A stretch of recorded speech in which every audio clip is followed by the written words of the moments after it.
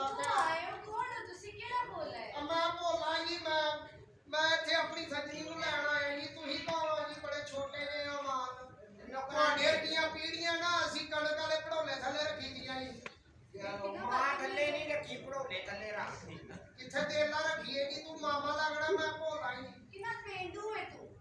ਮੈਨੂੰ ਪੇਂਡੂਆਂ 'ਚ ਬਹੁਤ ਐਲਰਜੀ, ਮੈਨੂੰ ਬਹੁਤ ਬੁਰੇ ਲੱਗਦੇ। ਕਿਉਂ ਜੀ ਪੇਂਡੂਆਂ ਨੇ ਤੁਹਾਡੀ ਅੰਮੀ ਨੂੰ ਤਲਾਕ ਕਰਾਤੀ ਹੈ ਜੀ ਪੇਂਡੂਆਂ ਨੇ ਕਿਹੜਾ ਤੁਹਾਡੀ ਭੈਣ ਕੱਢ ਲਈ ਇਹ ਜਿਹੜੇ ਸ਼ਕਲਾਂ ਵੇਖੀਆਂ ਭਾਜੀ ਤੁਸੀਂ ਐਂਟੀਕ ਸੀ ਹੋ ਅਮਾਨ ਨਾਲ ਕੋਈ ਤੁਹਾਡੀ ਹੋਰ ਹੀ ਨਸਲ ਹੈ ਲੱਗਦਾ ਕੁੱਤੇ ਦਾ ਤੇ ਸੂਰ ਦਾ ਕ੍ਰਾਸ ਕਰਾਇਆ ਹੈ ਭੋਲਾ ਭਾਈ ਭੋਲਾ ਮੈਂ ਭੋਲਾ ਨਹੀਂ ਤੂੰ ਭੋਲਾ ਨਹੀਂ ਤੂੰ ਸਹਿਜਦਾਨ ਹਾਂਜੀ ਹਾਂਜੀ ਭਾਜੀ ਸਾਹਿਬ ਗੱਲਾਂ ਸਿਆਣੀਆਂ ਦੇ ਨਾ ਭੋਲਾ ਮੈਂ ਭੋਲਾ ਭਾਈ ਮੈਂ ਭੋਲਾ ਮੇਰੀ ਭੈਣ ਦਾ ਨਾਂ ਭੋਲੀ ਮੇਰੀ ਅੰਮੀ ਭੋਲੀ ਮੈਂ ਭੋਲਾ ਭਾਜੀ ਵੈਸੇ ਆਪਸ ਦੀ ਗੱਲ ਹੈ ਖੋਤਾ ਵਸਾਉਣ ਵਾਲੇ ਛੰਕਰੇ ਵਰਗਾ ਮੂੰਹ ਆਈ ਤੁਹਾਡਾ ਭੋਲਾ ਭਾਈ ਭੋਲਾ ਖੋਤਾ ਵੇਖਣਾ ਤੇ ਛਲਕਣਾ ਲੈਣਾ ਨਹੀਂ ਭਾਈ ਨਹੀਂ ਭਾਜੀ ਮੈਂ ਭਾਈ ਤੋੜੇ ਸੁੱਟੇ ਇੱਥੇ ਬੱਚਾ ਲੋਕਾਂ ਨੂੰ ਹਾਰਟ ਅਟੈਕ ਹੁੰਦਾ ਉਹਨੂੰ ਹਾਰਟ ਅਟੈਕ ਹੋ ਗਿਆ ਤੂੰ ਇਹ ਸਮਝ ਲੈ ਵਿਚਾਰੇ ਦੀ ਅਮਦਾਦੀ ਮੌਤ ਹੋ ਗਈ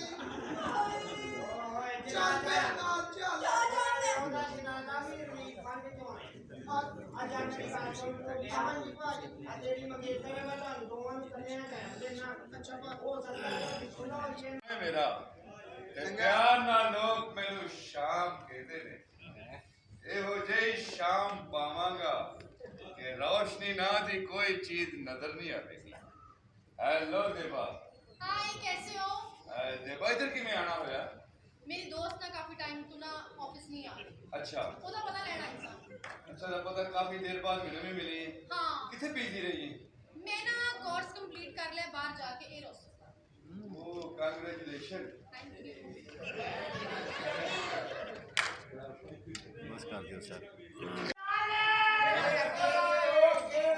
ਪਿੰਡ ਸਲਾਬ ਆ ਗਈ ਸਜਣੀ ਤੇ ਮੈਂ ਕੀ ਕਰੋ ਵੇੜ? ਤੂੰ ਕੀ ਕਰਨਾ ਜੀ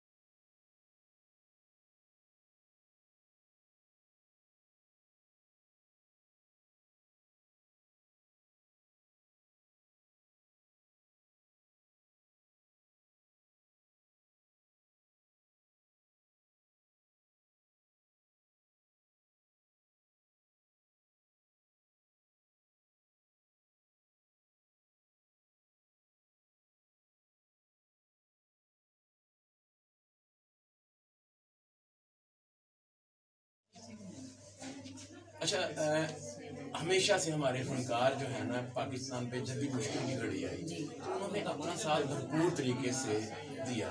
तो आप इस बारे में क्या आपकी क्या है? मैं सिर्फ इतनी बात कर सकती हूँ कि सैलाब ज़रदान के लिए कहीं भी कोई शो हो या मेरी जहाँ भी ज़रूरत हो तो जितना मुझसे हो सकेगा, बाकी मैं उसका कोई मुआवजा नहीं लूँगी, वहाँ मैं काम करने की तरह जो मैं कर सकती हूँ उसके लिए मैं हाजिर।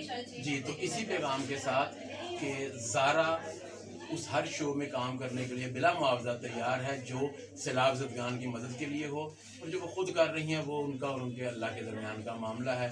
हमें दीजिए इजाज़त। अल्लाह।